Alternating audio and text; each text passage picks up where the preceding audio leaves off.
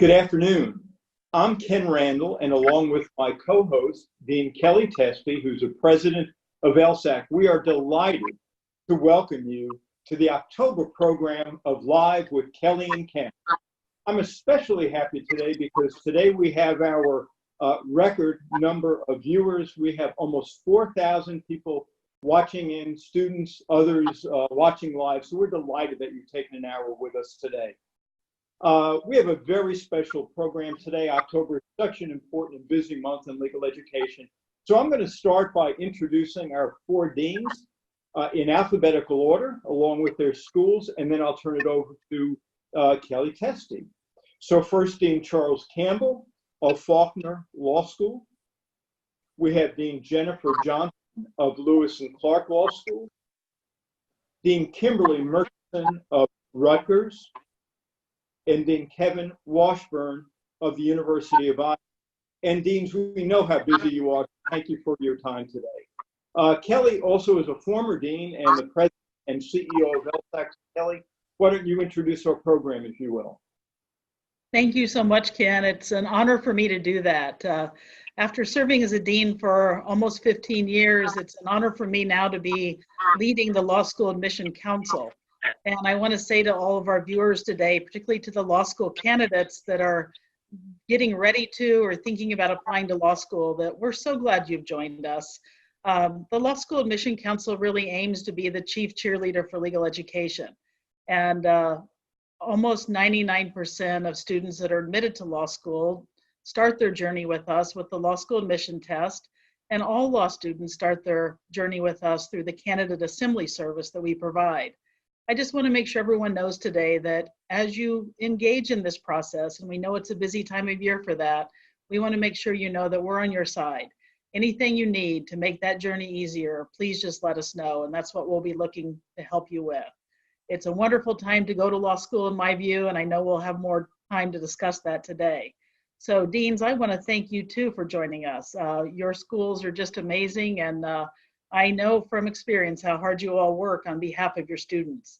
So Ken, let me turn it back to you to get our panel going with some questions, and I look forward to this discussion today. Great, thank you, Kellye. And Kellye, if you don't mind, we're going to actually include you in a sense as one of the panelists today, given your unique insight about the law school admission process. I'm going to go in alphabetical order and ask each dean to give us an idea on two questions, almost like type of an elevator pitch. If you had just a couple minutes and somebody was asking you, why law school today? Why apply in 2019 for admission in 2020? And then why your own law school today? So if someone's saying, Dean, why should I come to your law school? What would you tell us? So Dean Campbell, I'm going to start with you. Well, thank you, Ken, and it's an honor with you. I think I would say right now is an excellent time to go to law school for a couple of reasons. One, because the baby boomers who have led the legal industry and are still leading the legal industry to a large extent are reaching retirement age and retiring, and that's freeing up space in the legal profession for new entrants. But the other reason I would say this is an excellent time is that it appears so many things that we have taken for granted for decades are up for grabs. And people are interested in looking again at the role of law in our society and how it shapes our society. And we think this is an excellent time to be examining those questions for both the current generation and future generations. As far as our law school, part of our curriculum looks at some of the foundations for law. We also have a lot of clinical and field placement experience, and being located in a capital city, we are a natural place for people to get experience in both state and federal government, as well as in the nonprofit sector, and of course with law firms. And so we think this is a great time to begin law school. Great. Thank you, Dean Campbell. Great way to begin our program. Dean Johnson, we'd love to hear from you. Yes, and thank you very much, Ken and Kellye. And I have to say, I agree wholeheartedly with Dean Campbell. We're at a critical time in the world today. And the rule of law is more important than ever. And it's a great education for a legal career or other careers that could help out, whether you want to go into politics, perhaps, if you're interested in government work, public policy, working for a nonprofit. I mean, lawyers are problem solvers, and law school teaches folks to solve problems in all kinds of different areas. We are out in Portland, Oregon. And I couldn't say this a few years ago, but I can say it now. Our job market is terrific right now. There's lots of opportunities and making this a great town and a great city to go to law school. We are known for our environmental law and animal law program. On the video, it looks like I actually have a tree in my office. Our campus is in a state park, but the tree is a reflection from the park outside. And here in Lewis and Clark, we think climate change is one of the critical issues facing the world. And we don't view climate change as a political issue. It's a scientific fact, and it rests right in between, or right in the intersection of business and environmental law. And we're doing some very exciting initiatives this year, beginning a new Center for Business Law and Innovation and a new certificate that combines almost half and half environmental law and business law as we try to figure out how to regulate for climate change. So we think it's a great time to go to law school for so many different reasons, and that Lewis and Clark is a great school in a great city. If you haven't been to Portland, you should come out and see us sometime. Great, thank you, Dean. So we're jumping now from Montgomery to Portland to Dean Mutcherson in Camden. Hi, thank you all so much for having me on. This is such a huge pleasure to participate in this conversation. You know, maybe this will be controversial to say, but I think it's always a good time to go to law school if you know that you want to be a lawyer. And so certainly in the context that we are in now, there are lots of ways in which lawyers continue to be, as Dean Johnson said, incredibly important in a time when the rule of law often seems to be under attack, not just around the globe, but in our own country. Law, I was one of those folks who wanted to be a lawyer from very young. I was, 10 years old when I decided that I wanted to be a lawyer. I was very focused on that, and probably couldn't have articulated exactly why I wanted to do that when I was 10 years old. But certainly as I got older, one of the things that I think is incredibly appealing about being a lawyer is that our profession is so dynamic and so changing. And I would particularly say that that's true now. And then finally, I think it's a really wonderful way to have a concrete impact, both on individual lives, but also on, frankly, the world that we live in. And for me, at least, and I think for a lot of people, that's a thing that really matters. And a law degree helps you to do that. Why our law school? Well, we are at this point, having merged our Camden and Newark campuses, we are one of the largest public law schools in the Northeast. But what's nice about it is that you have this huge network of alumni. You have access to two extremely vibrant legal markets in New York and Philadelphia. For those who don't know, Camden, New Jersey is 10 minutes outside of Philadelphia. And so you have this wonderful access, but you also have the opportunity to have all of these resources, but be on a campus where you still have access to a small number of faculty. You don't have overwhelmingly large class sizes. So it's really the best of both worlds, I would say. Great. Thank you, Dean Mutcherson. That's inspiring on so many fronts. And Dean Washburn, we'd love to hear from you, please. Thank you. It's great to be here. The question I ask people who are considering law school is, do you like to help people? Do you want to work in a profession where your work is important? Do you think the world is just and fair enough already, or do you want to make it more so? Do you want to work towards a strong economy? Those are the kinds of things that I think it's important for lawyers to think about, because it's what lawyers have always thought about. At this moment and this time, I will tell you, we are here in Iowa, and right now, more than half of the United States senators are lawyers across the country. And in Iowa today, because we're sort of the center of the universe for politics, you can't swing a stick without hitting a lawyer senator who's out here running for president.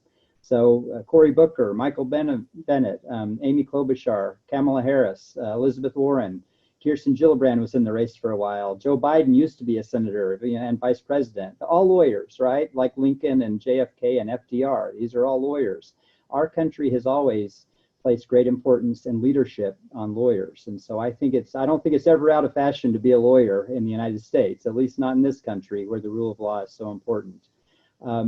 So I encourage people to consider law for that reason. Your work will always be important. And here in Iowa, one of the things we've learned, we just started a semester in Washington, D.C. program in part to serve all those senators that fancy themselves being president someday. They're really interested in our graduates in Washington, D.C., and we have people go to New York and Chicago and Los Angeles and Minneapolis. They really go from all over the country. They come to this Big Ten college town in the Midwest for law school, but they can't stay here. We don't have jobs for them to stay. So almost everybody that comes here, and about 2/3 go out of state when they graduate.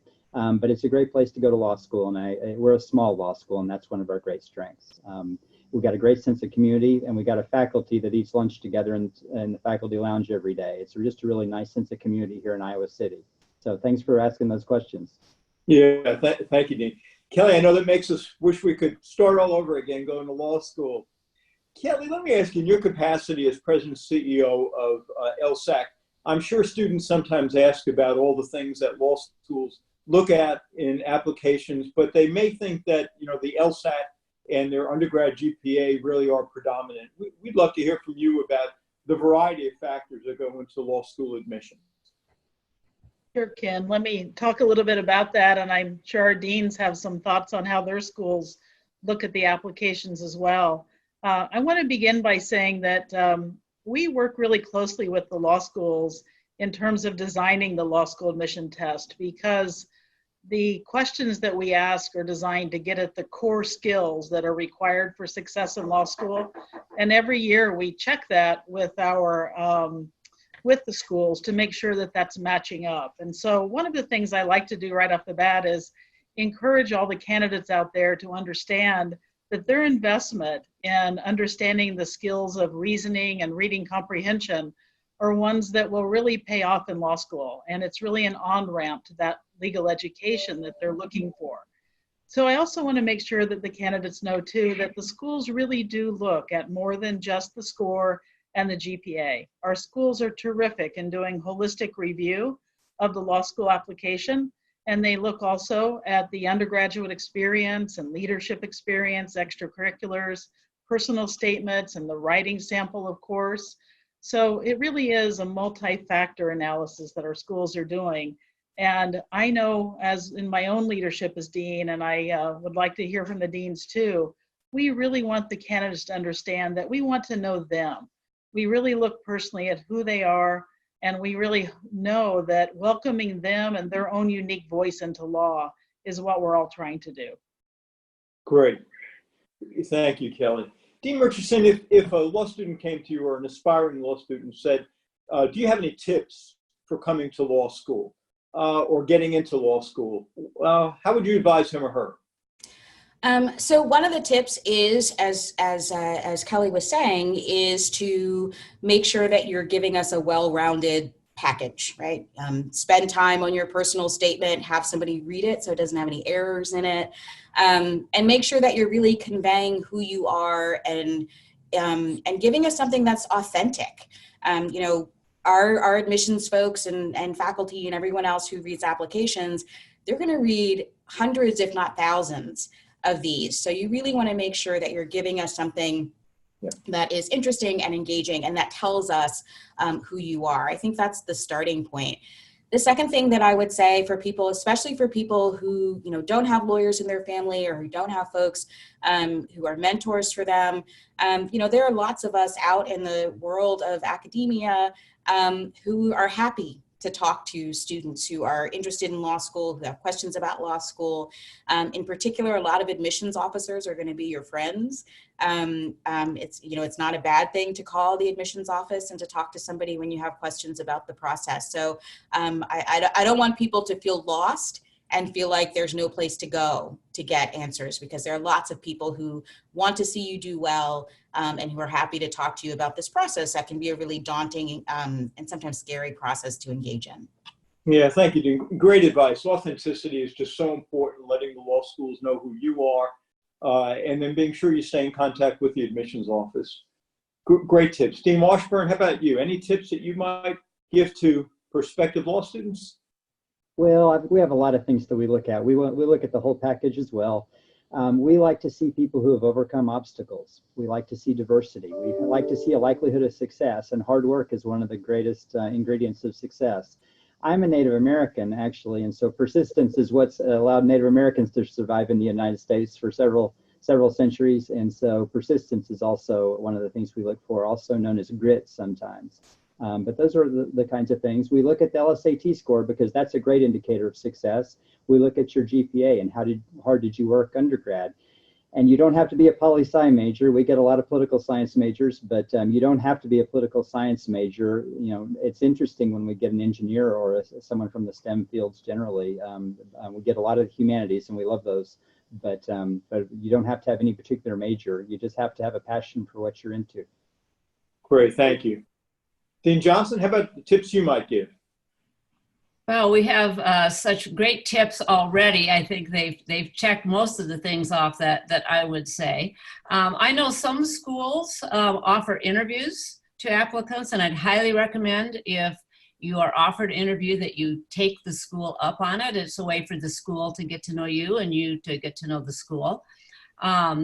I think it's very important that your applications, and I think someone already said this, are not generic. Make it about you. Schools are interested in the good and the bad of what kind of a person you are. And when we look at diversity, I think most schools look at a whole range of things. Were you the first person in your family to go to college? Are you the first person to ever consider graduate school? What obstacles did you have to overcome?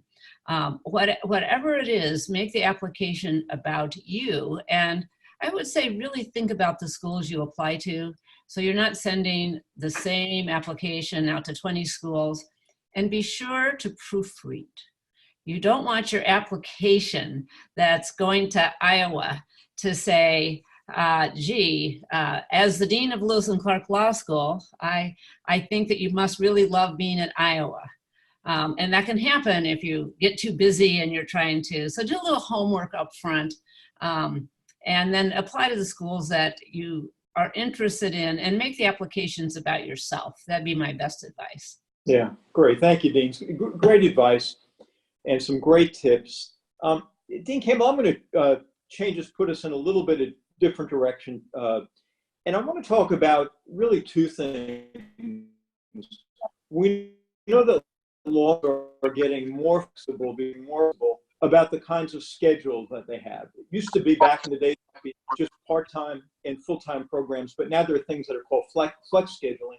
And then part of that is even the use of blended or online hybrid programs. So we'd love to hear from you about what applicants should be thinking about in that. Well, I think that is something that is a fairly recent innovation that I think anyone applying to law school ought to at least be aware of and consider.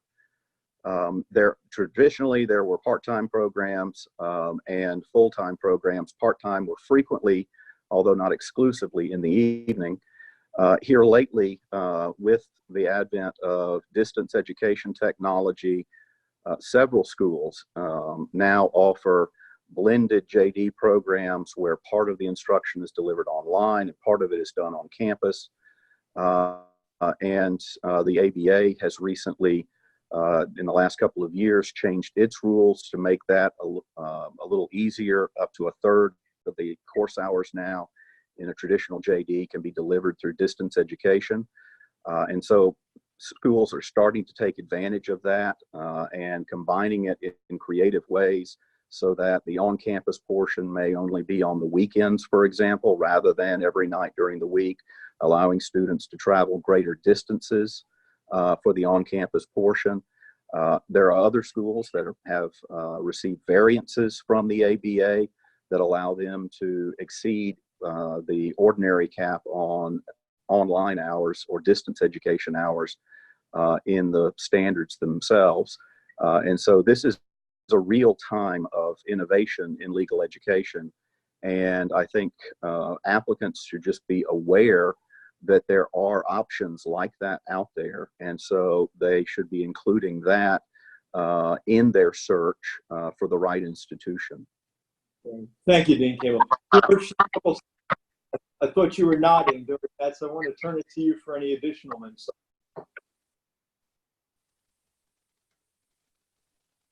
And I think your question didn't come through too clearly, Ken. Oh, I was going to ask Dean Mutcherson for any ideas about part-time or flex programs. Yeah, I mean, I was nodding in part because, you know, maybe I shouldn't say this in public, but our part-time students are by far some of my favorite students who come to law school. You know, people who are coming from really interesting careers, people who are incredibly focused. I mean, you know, to be honest with you, I could not imagine having been a part-time student in law school, you know, folks who have families, all these sorts of things. And so they're such a vibrant part of a law school community. And I'm glad that we've actually created across, you know, various law schools, all these other opportunities for people who otherwise might not be able to go to law school to now attend, participate, get their JD, and join the profession. Great, thank you. Dean Johnson, you mentioned environmental law and animal law at your law school. As law students think, or prospective law school students think about where to go to law school based on their subject interests, how should they sort that out? I mean, if they go to 200 websites, there's a lot of information about subject matters. What advice would you give to law students? Well, let's start with a few hundred websites. I really believe that students considering law school, let's just say environmental law. There's several law schools that offer programs in environmental law. Do your homework about the schools, get your list to a shorter list, and then go to the source. Don't rely on blogs and Reddit and online information, which who knows who posts it. It might be accurate, it might not. But call the admissions office. Make arrangements to get to know people and talk to folks in the schools. And if you're interested in a particular specialized program, then that's definitely a school that probably should be on your short list. At that point, I would really think about geography. There's so many opportunities in today's world with flexible schedules. We have a part-time and a full-time program, full-time faculty teach them both. After the first year, students go back and forth between the two programs that you can't tell who is who. That leaves opportunities for students to do externships and to clerk, for judges, for public defenders, for prosecutors and public agencies. And that gives you a real head start on your career. So I would think about the geography of where the school is, and then if there's certain programs you're interested in. But I would just advise applicants, you may be interested in something right now because you're reading about it in the newspaper, because you loved it in college, because it's something that really speaks to you. And after your first and a half year of law school, you thought, you know, I really think I love that class and it's totally different than what you thought on the way in the door. So yes, definitely look at schools in the area where you have a passion, but I would keep your mind open to other possibilities, because you may, and most students do change their mind about exactly what they want to do when they graduate. Great, thank you. Dean Washburn, we just heard some great advice about areas that you think you might want to go into. How about for law students who really have no idea what particular area they go into, and they seem to be concerned about applying to law school when they haven't yet decided? What would you advise them? I encourage people to come with an open mind. As Dean Johnson just said, in essence, what she said is this: if you think you know why you're going to law school, you may be wrong. You may discover that you like something else far more. And so I come to law school with an open mind, because you're going to be exposed to a lot of really interesting things, and you may surprise yourself what you're interested in. I also just would say, try to go visit the law school. You can't go visit 15 law schools probably, but it's a major life decision, and you owe it to yourself. If you're going to spend 3 years somewhere, you should go check it out. Make sure it's a place that you feel comfortable. Make sure you feel good about the place, because it is such an important decision. It's your future, it's your career, and so give it the time it takes, not just to do the online research, but try to go visit the location and make sure you're comfortable there. Great advice. Thank you. Dean Campbell, let's shift again to paying for law school. What advice generally, what things should students know? As a couple of the deans have said, some prospective law students come from families that have had a lot of lawyers. In my own family, I was the first lawyer, and I really didn't know much about lots of parts of law school, but certainly about how to pay for it. What advice can you give to students about paying for law school?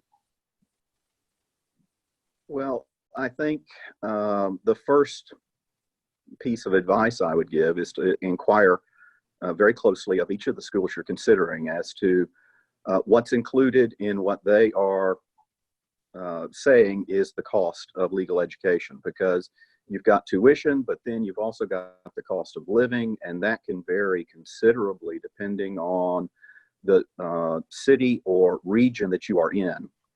And so you want to look at both of those pieces. I think you also want to do as much as you can to improve your chances for scholarship. And so I would be looking at several schools and then see what kind of scholarship you might be able to obtain before you're looking at borrowing money to go to law school. And I would also be looking at the setting of the law school and its whether there will be opportunities to work part-time while you're in law school or not. A lot of schools, many schools will say, don't even think about working part-time during the first year, but that may be an option in the second or third.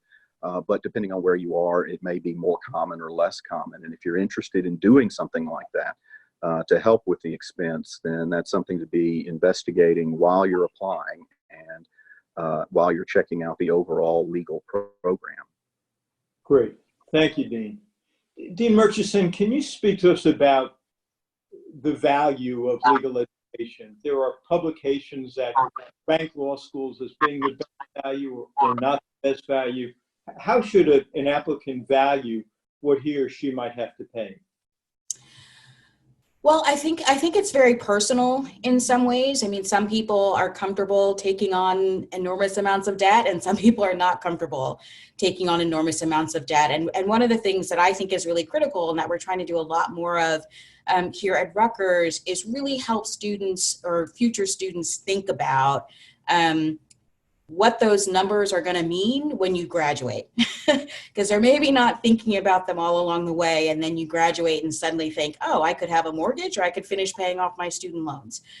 So we want people to be really careful about that. And the other thing that I would say is, I think it's really important, certainly as Dean Campbell said, to make sure that you know what the all-in price is, not just what tuition is. So it's tuition, it's fees, it's cost of living, all these other good things. But also think about whether a particular name on your degree is important enough for you to pay a lot more money for it than you would at another institution. And of course, I'm a little biased here because I teach at a state institution, and we've worked really hard to keep our tuition relatively low as compared to some other schools.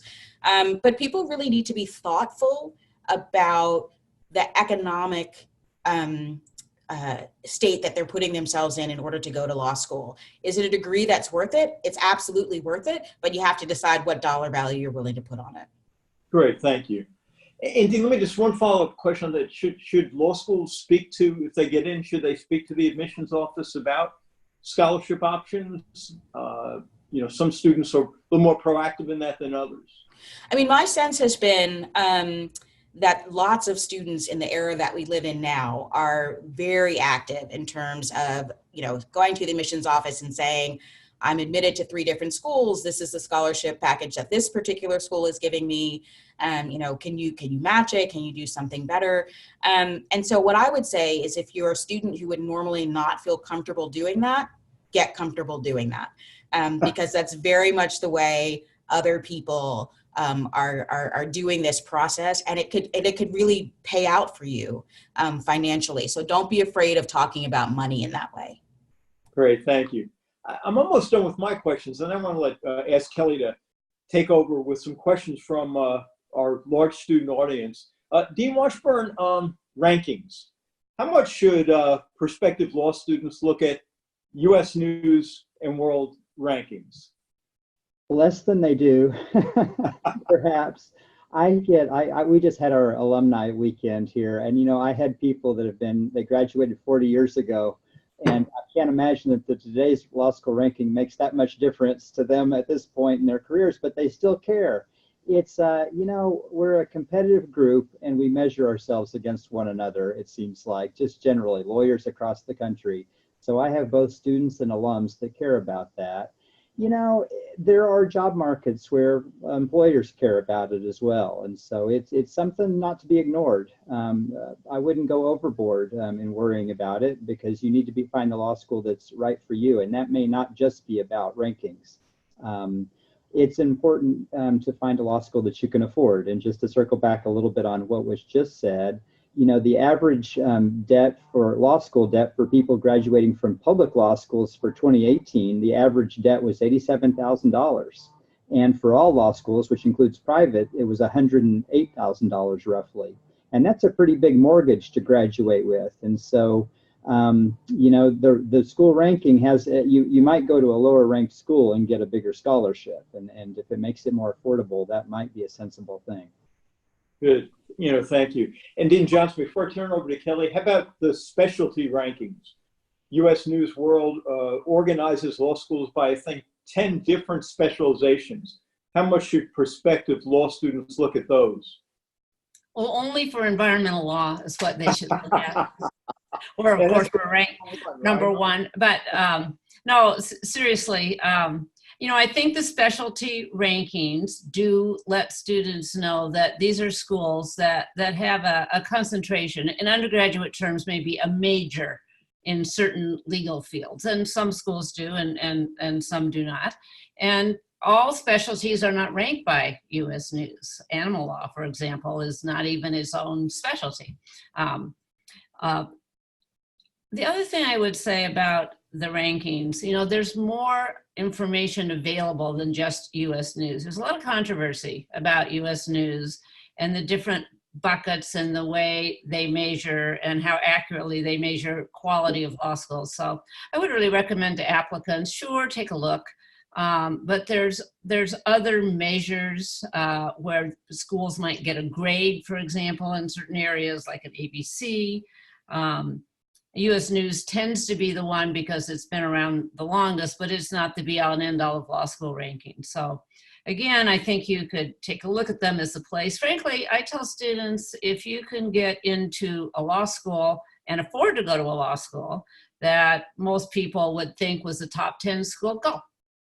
Otherwise, again, I would go back, think about the school and the fit for you. What's the vibe? What's the culture at the school? Where are you going to be comfortable? Because I think you'll be more successful in a school where you are comfortable.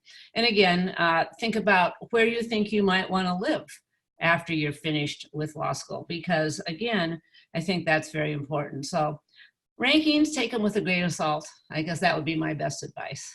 Except for environmental law. Except for environmental law. Dean Testy, I know there have been a lot of questions coming from our audience, so let me turn it over to you. Thank you, Ken. We have a really active group of questioners today, and I want to start by saying that a lot of questions fall generally into a group about asking advice on studying for the LSAT, and so let me treat that one, and then I want to open up to the deans another group of questions. Let me note that there are a variety of ways that candidates can study and prepare effectively to take the LSAT. And I want to remind everybody of a very good resource, which is free LSAT preparation through the Khan Academy. That's KHAN Khan Academy. And if you've studied math and, as a high school student, you're probably very familiar with it. But if not, you'll be very happy that you get to know them. Those materials that are free are from us. We work in partnership with Khan on this. So those are actual practice questions with instruction on how to prepare. So I really highly recommend that because it is a free resource and students are really enjoying it. I also want to remind everyone that in addition to the commercial test prep organizations, LSAC also offers original materials so that you can prepare yourself. And so just depending upon your study style, we find that a range of those approaches works for different students. And so you should feel free to go with what feels comfortable for you. And we're also happy to talk you through that anytime. So please get in touch with me or others at LSAC or even the great deans that we have with us today if you want more information on that. All the admissions across the country are staffed by very friendly and wonderful admission deans and officers. And they're very pleased also to talk you through that. As are the pre-law advisors at many of our universities around the nation that LSAC works with. So whatever your style, you'll find a good way to prepare and start that on-ramp to learning that will help you throughout law school and into your career. Deans, the questions that are also coming in really pertain to a lot of different questions about, will I fit in law school? So I have a lot of questions in terms of, do you welcome veterans? Do you welcome joint degree students? What about older students? Do you welcome them? What about students who are married and may have children? How might they fit in? And so I wonder if each of you might respond to one of those subject areas that the candidates are considering. We also have questions about, what if I don't want to practice law? What if I just want to use this degree in business or in technology? So perhaps you could each share a few comments about the range of students that you welcome into your law schools and how those students might think about navigating that journey, not only to law school, but also succeeding once they're there. So can I just jump in really quickly? I'm going to move my camera. For the person who asked about being married with children, that's my daughter in the background. So, one of the things that I think a lot of us have experience with is juggling a lot of different pieces of yourself while you're in law school or while you're working as an attorney. And so, I've brought my children to class. I've had students who bring their children to class. That I hope will never be a barrier to someone being able to access a law degree. So it might be that you go part-time instead of full-time, but there are lots of ways that you can make this work. And there are lots of schools that will work really hard to make it work for you. So we actually just opened our first lactation room here at the law school. So we want you to be here. We want to be supportive of you. So please don't let that be a barrier to coming to law school. This is Kevin Washburn. Let me jump in here. Can you hear me?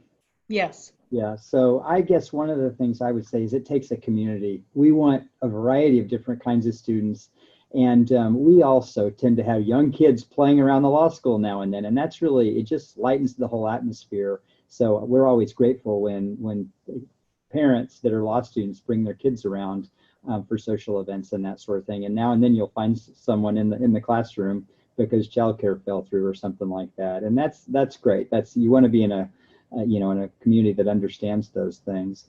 We're finding that our students are slightly older at this point than they have been in the past. So we're getting a few people returning to law school. And I think the average age is 26 or 27 now. So we get a lot of 22-year-olds right out of undergrad, but we also get some students that are in their late 20s, early 30s. And those are really interesting students too. It can be a little bit more challenging them because they have to get back in the groove of studying, but in some ways they're more interesting students. And so it really does take a community. It takes a variety of different people to make a law school community rich. And so we want diversity. We want diversity in ages too. So almost anyone is welcome. Good. Dean Johnson? Yes, those are, am I on? There. Yeah. Kellye, those are great questions that people are asking. And I totally agree about parents and older students who are coming back. Less than half of our class traditionally has been students who've come right out of college or maybe a year out of college. I want to, because it hasn't been mentioned yet, a special mention of veterans groups. We have an active veterans group on campus. We have a veteran student law section. We love having veterans come to law school. And some of them come to law school while they're on active duty, go back into the service. Some of them have finished their service and come back as a change of careers. But I think all of the applicants, no matter what age they are, what they've done in their life, we are welcoming of all different law school. All different law schools are welcoming, I'm sure, of all different kinds of students. And, you know, part of having an evening program is we can have the flexibility for parents. Some people who are going part-time are doing it because they are working full-time. Others are doing it because their family situation is such. It makes more sense. You can, single mom can take her kids to school, come to school in the daytime, but still have it be a part-time program. So we're trying to be flexible and encourage a wide variety of people to apply and come to law school. Good, and we should hear from Faulkner on this too. One thing I would, to pick up on something that Dean Washburn said, I think a couple of questions ago, this can be a particularly good thing to look into when visiting a law school. And oftentimes law schools will have an open house where you can meet some of the students. You may be able to sit in on a class, but I would ask the admissions office if they have students that are in a similar situation to yours that you could talk to about how they juggle, family responsibilities and law school responsibilities, or do they have veterans and how has that worked when they were called up, and then have to do, if they're in National Guard and they have guard duty and that kind of thing, and has the school been flexible with them, and see if they can't put them in touch with some people who are in similar situations that could put them more at ease about the way the law school has dealt with that. Very good. Let me also note that many of the students are a little bit concerned if they haven't had maybe a recent undergraduate experience, that they've been out a little while. They're wondering, how do the schools look at the gap between undergrad and law? And, what if they haven't recently, been in a club of some kind, like debate, or they don't maybe have a recent undergrad professor to write a letter of reference for them? How are your schools looking at what you might, see as candidates that aren't just coming right from undergraduate? There's also, as you can imagine, a little bit of worry about what if I was spending all my time working or taking care of kids, and how would that work? So let me start with Kim, perhaps, to respond to that. Sure. So one thing that I will say is that people who've been out for a while often have the best stories to tell, about what they've been working on, why it is if they want to switch from a career. I mean, we have a person who's a first year this year, who's a medical doctor, who has 4 kids at home and who decided that he wanted to get a law degree. He hasn't been in school for a while, but he did a really nice personal statement. So I don't think that that's the kind of thing where people would think, where anybody in an admissions office would think, oh, well, that's a candidate who's not particularly interesting to us. I think it's important to talk about what transitioned you from whatever it was you were doing to being somebody who wants to go to law school. But I certainly don't think that it would hold you back. And then the other sort of very particular question about not having a professor from undergrad to write a recommendation. We've had that situation come up various times. And right, if you've been out for 25 years, it doesn't make sense to try to force you to find somebody, who taught you freshman English. So we wouldn't expect that from anyone. We definitely though would want to hear from people who can speak to your work ethic, to your intelligence, all those sorts of things. And as long as you can give us that, you're fine. Good. Dean Washburn? Yeah, I would say that we look at a whole file, right? We don't look at just one factor. So we don't just look at the undergrad GPA, and it does seem utterly irrelevant when it's 15 years ago to look at the undergrad GPA, but we have to look at something. And one of the things I would say, we also look at how well people collaborate with others. And so sometimes people have evidence of that sort of thing, whether it's from a job context or a social organization, or even being a parent of multiple children. And those are all great strengths, things that you can showcase in a personal statement and explain, because we will want you to explain where you've been for the last 15 years. And if you can just show that you're a thoughtful person and you're a hard worker and you're a good collaborator, those are some of the things we look for in the applications. Good, very good. And I hope maybe one of the others of you haven't commented yet might also address, what are you really looking for in that personal statement? What are some of the things that you might want to really encourage people to emphasize? Do you want me to go? Please. I want to just back up for 1 second about references. It's really important, no matter how old you are, to have a reference from somebody who really knows you. So if you're going to undergraduate school at a great big university and you're in a lecture class with 300 kids, get the TA who knows you to write that letter. It's about what the person can say about you rather than the position of the person. So if you've been out of law school for a few years, obviously it's not going to be a professor, but get someone else who really knows you, knows your personality, knows your work ethic to write that letter for you. Because it really shows in the admissions office when we're looking at reference letters if the person knows you. So Kellye, what was the other question that you had? I got off track a little bit. I think our candidates are just looking for any advice on whether it really matters who the references are or exactly what's treated in the personal statement, anything that are kind of do's and don'ts that you might have in mind. And you know, in your personal statement, not only are you telling about yourself, but here is where you can really show off your writing ability. And so we are reading those both for the facts that are contained in them, but also, can this person communicate? And that you can be a great communicator if you've got an undergraduate school last year or 20 years ago. And a lot of practicing law and a lot of using a legal degree for other opportunities has to do with your communication skills.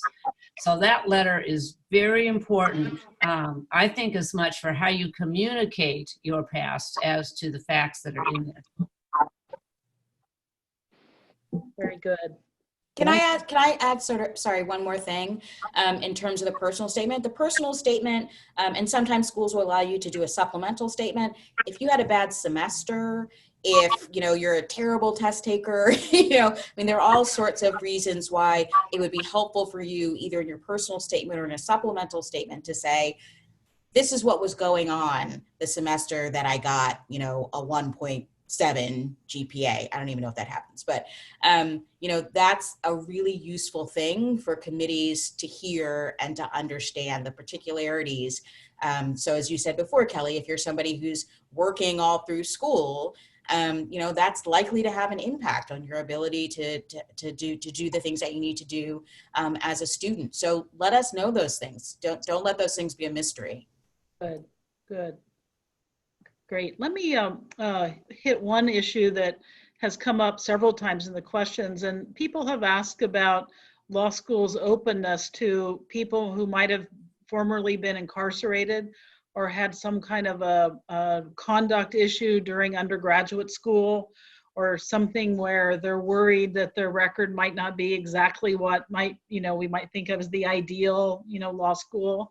And so I wonder if anyone would like to address that issue in particular. I think probably anyone who knows me knows that I was the dean that admitted Sean Hupwood to law school, who's now a professor at Georgetown. So I think that our law schools have come a long way in this issue, but I'd like to hear from some of our current deans. And to begin, what advice would you give students in this standpoint? So this is Kevin Washburn. Let me say just a word or two about that. One of the things that I would just encourage people, you need to be honest, because frankly, once you get to law school, you will be asked about it again as soon as you get here, because we have to report to the bar if you're going to take a bar exam. And so we keep track of character and fitness issues because we have to report. So be honest about it. You will be surprised. It's never the crime, it's the cover-up, right? That's what they say. And if you will just be honest about it, that's the best thing to do. You know, we've gone through this whole era of felon disenfranchisement and no second chances for people. And I think we're coming through that era to a better place in the United States. And that includes in law schools. We are looking at those applications and we're doing a better job, I think, of actually considering those people. But it's really important to be honest in your application. And we will talk about it. And we want to make sure, you know, if you're not going to be able to take a bar exam, we want you to know that. So we may counsel you about that there's some risk there if it's a serious offense. But honesty is really important because we can counsel you better about those things. So I encourage you to apply and then have a clear-eyed discussion with the admissions office. Good. Thank you, Kevin. And Charles, do you want to get in on that question? Well, I couldn't agree more that you just be upfront with everything. That is, if there is something in your background that needs explanation, that is something you can do. It's a perfect thing to talk about in the personal statement or in a supplement to the personal statement. But I would not go in. I wouldn't try and. You certainly don't want to hide anything. You don't want it to be a surprise after you start law school. Suddenly they find out there's something that hasn't been disclosed. But I also think you don't want to make it's easy to make some little thing in your past into some sort of huge obstacle. Admissions offices and state bars are full of mature working professionals, and they will talk with you about the issues that are involved. I think you should trust them to do that in good faith. And address it in your personal statement or in a supplement, and then talk with the admissions office, frankly, about it. That would also be, perhaps, depending on the nature of whatever it is, would be also a good reason to request an interview with an admissions committee so that you can explain, you know, whatever you need to. And it may be that it ties in with why you want to be a lawyer now. And that can make a particularly compelling personal statement. Great. Thank you so much. And it's a great reminder that the admission deans and officers out there in all our schools are such wonderful resources for these candidates. So please, candidates, reach out to those admissions offices. I want to ask if either of the other deans, Dean Mutcherson or Johnson, have comments on this particular issue.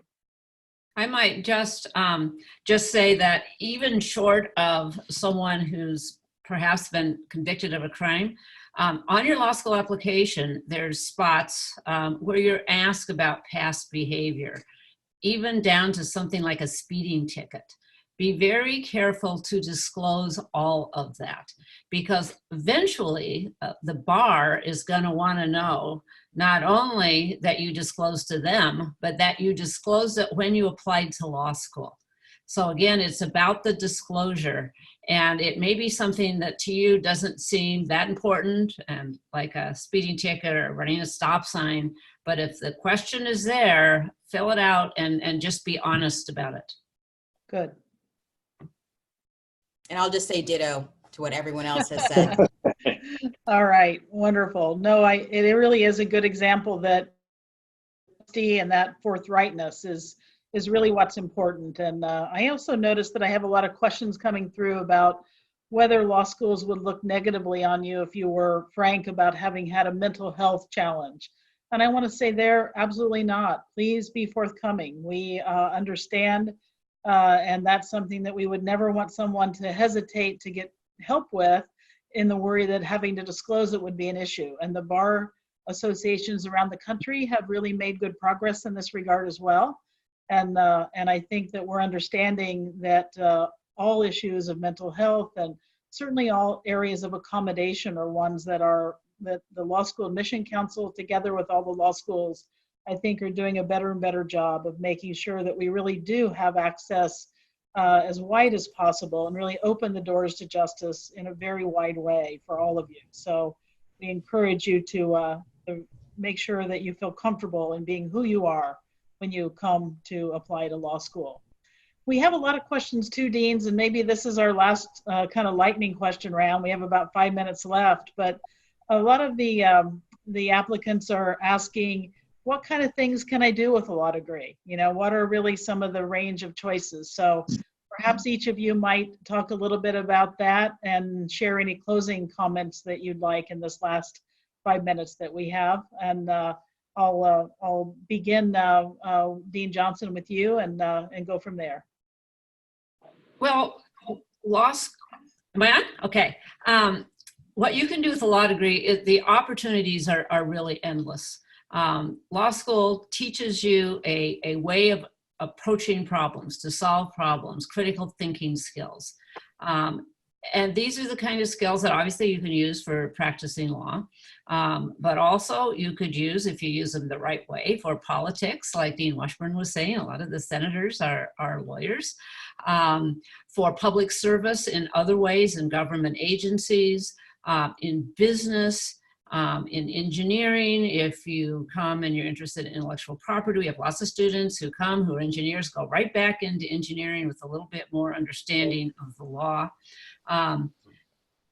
It's almost, if I think about going to law school, you might even think about it as the degree that will allow you to do almost anything else you want other than cardiac surgery. I think at that point you probably would need a medical degree, but short of that, there's so many things that you can do with a law degree. And I think what you find is, in today's world, lawyers may do many of these things. Somebody might start out being a practicing attorney for a few years and decide they want to do something with the government or in public policy, and then maybe go back. So there's a lot of opportunities, and it's not just one career choice after law school either. Good. Great. And Kellye, I'll just start, I guess I'll wrap up with Dean Mutcherson. Any final comments? I think you're muted. Yep, I'm back. Okay.